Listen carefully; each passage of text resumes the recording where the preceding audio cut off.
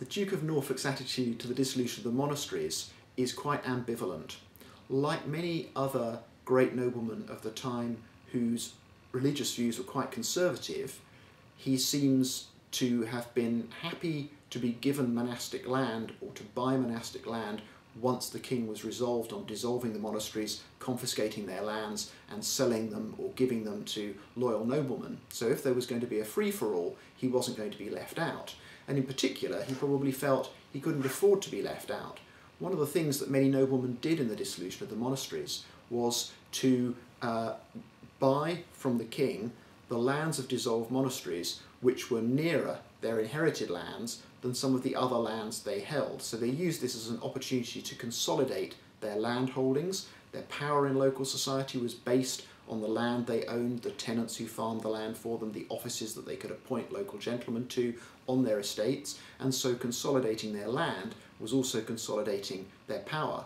But the Duke of Norfolk was much too ruthless and too sensible, if you like, a politician to get left out in a process like that. So he very happily took on dissolved monastic land once the monasteries were dissolved.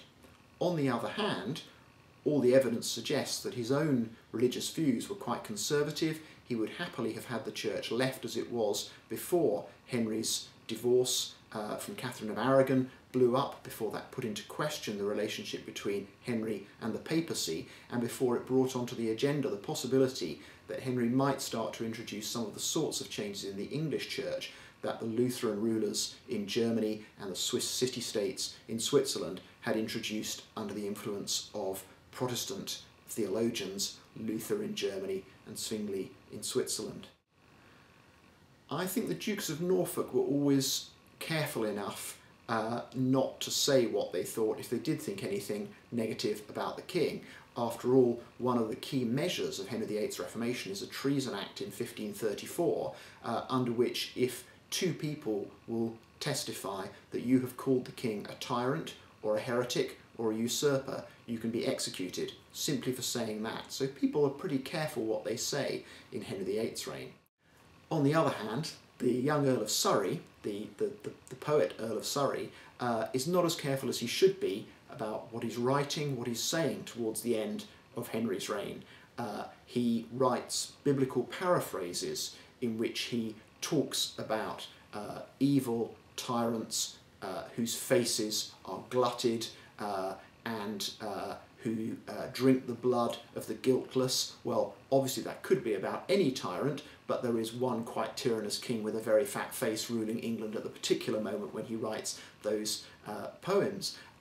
So there are things that suggest that the Earl of Surrey in particular flies too close to the flame in Henry VIII's reign, where his father, the Duke of Norfolk, is much more careful. And in fact, the Duke of Norfolk, the greatest insight we get into his emotional state in the politics of Henry VIII's reign is after his son has fallen, he himself has been arrested and put on trial, and he writes a letter in which he explains the politics of Henry VIII's court from his point of view, in which everybody was out to get him and it wasn't his fault at all, and he was far more sinned against than sinning, and really everyone should feel sorry for him because he's the victim.